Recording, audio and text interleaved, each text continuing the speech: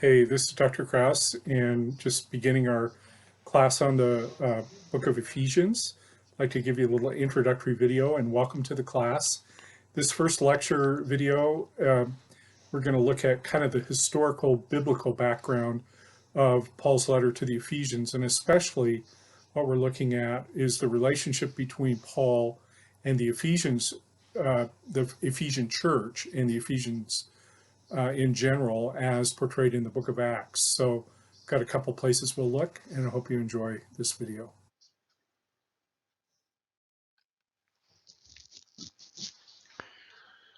So this is for the class BIB 6463, Ephesians, a graduate level class for Hope International University. So when we consider Paul and Ephesus, the story really begins in Paul's second missionary journey. You might remember that the second missionary journey, Paul and Barnabas split up. They apparently don't get along so well anymore because of John Mark.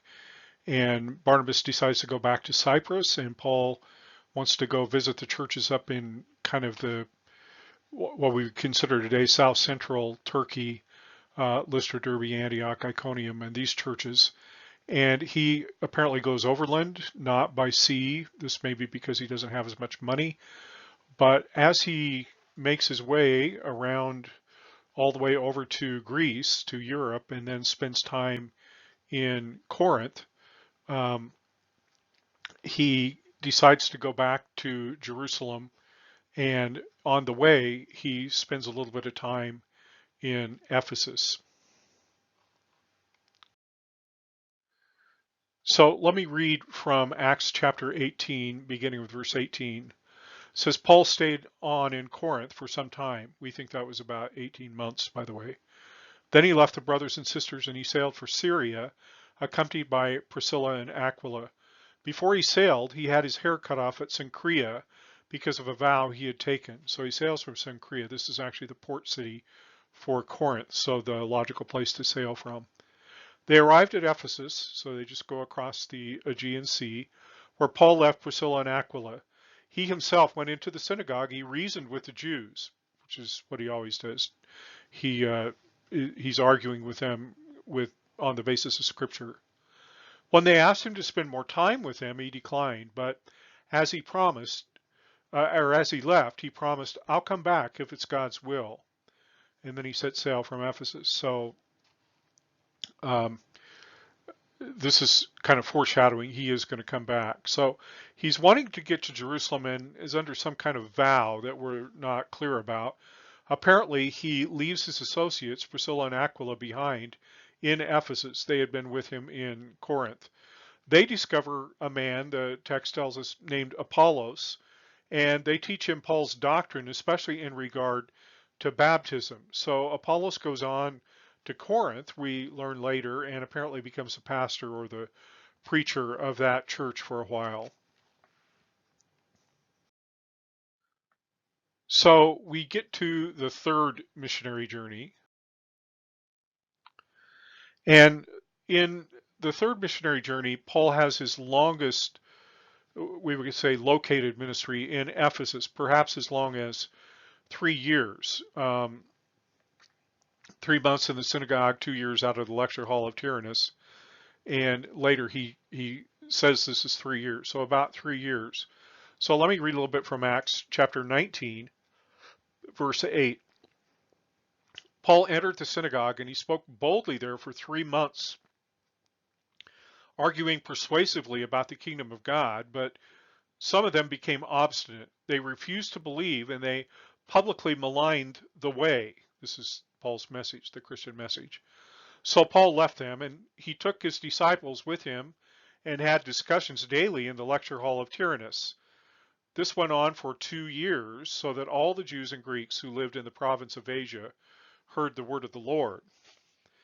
So we would date this 3-year period roughly AD 52 to 55, maybe give or take a year later. Paul's evangelistic efforts extend so that it says all the residents of Asia hear the gospel. So there's a planting of churches throughout this region. Now, this is not Asia, the entire continent that we think of, but this kind of southwest corner of Turkey, modern Turkey, was considered the Roman province of Asia.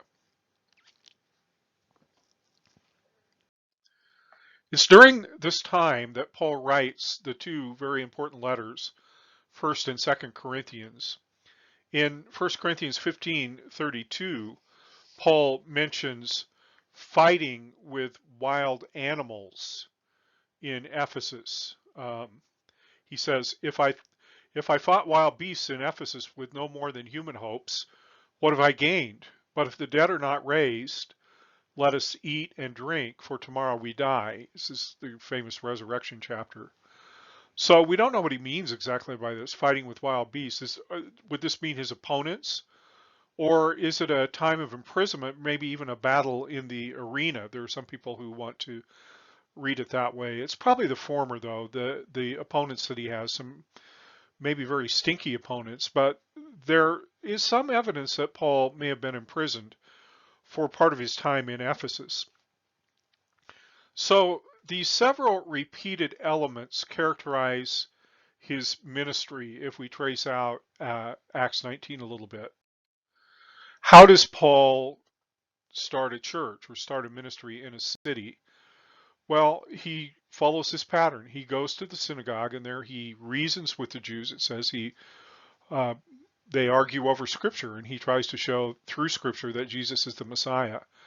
And usually he gets some response, but then eventually he's rejected and he's removed from the synagogue and he has to go somewhere else. So he relocates with both his Jewish and his Gentile converts to another place.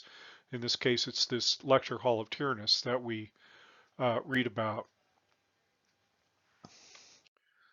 But apart from this general summary of Paul's ministry and how he starts the church, there are three main incidents in Ephesus recorded in Acts 19, and let me just walk through these quickly. First, there is a rebaptism of a dozen of the converts of Apollos. Now, we are intended to understand that these are his disciples, for Apollos was just in Ephesus and he's already been identified as misunderstanding baptism. I make that connection. But 20 years after Pentecost, it's interesting, there's still confusion or growing confusion even about baptism. Why is this missing the greatest gift of the Christian life? John's baptism does not include the gift of the Holy Spirit. Why is this so difficult? That this gift comes after correct baptism is clearly shown by the miraculous display of tongues and prophesying. So we get a teaching, an opportunity for the author of the book of Acts to teach us some things about baptism here. Secondly, and very interestingly, Paul's path is crossed by a traveling band of Jewish exorcists, and we know of groups like this in the ancient world. These people that are Jewish and they travel from city to city and get paid for driving demons out of people. F.F. Bruce suggests that the tag Sons of Sceva, a high priest, Jewish high priest named Sceva, is probably like a commercial advertisement. In other words, it's just hype because there is no record of a high priest named Sceva. So they've just labeled themselves, and people out in the country aren't going to know the difference anyway. This story is important for two reasons, though. First, it shows the continued mastery of the Christian workers over the world of evil spirits, and this is a mastery that cannot be matched by anyone else, even by Jewish people of faith. So Paul is just very important. Secondly, it leads to a community renunciation of magical practices, something that's been repeated on the mission field, even in this country in America. I could tell you some stories about that, but don't have time here. There is a public burning, it says, of magical books once the people find out about this. There's kind of a revival that goes on here. These magical books, by the way, were sources of great power and very valuable. And I've had missionaries tell me of encountering this sort of thing in the field in Africa, where there would be a shaman or a person in the community that had really old books that have been passed down for years that they believe contain power. It says that these are worth 50,000 denarii, silver coins. Now, silver coin, um, even if we say it's worth $50, silver coin was a daily wage. It may be worth, maybe more like $100 in buying power, but 50,000 times $50, a very low estimate, would be $2.5 million. So this is a big deal, $2.5 million worth of these books being burned up.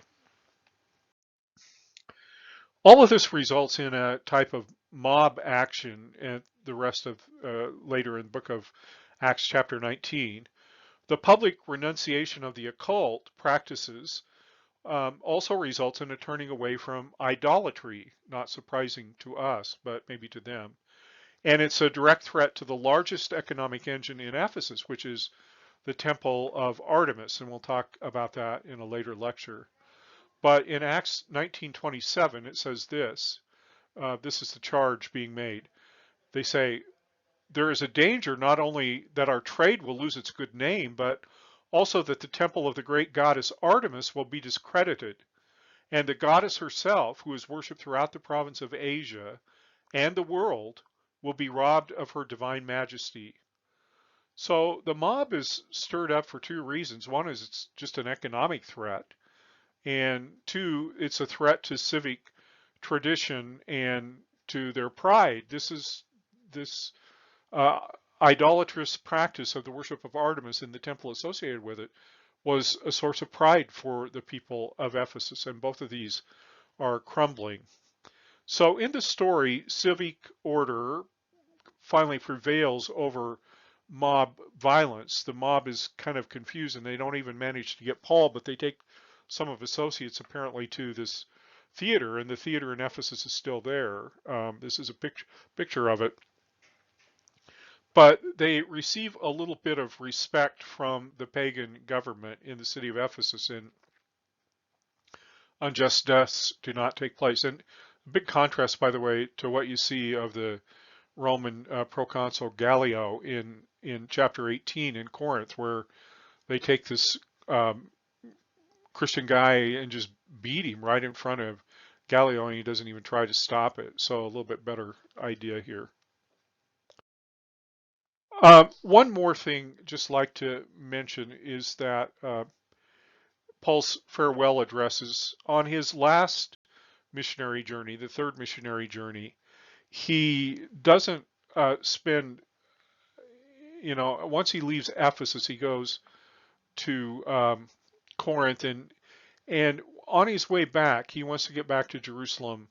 He decides to meet with the Ephesian elders, but not in Ephesus. They meet in a town to the south called Miletus, which is also a big important port city.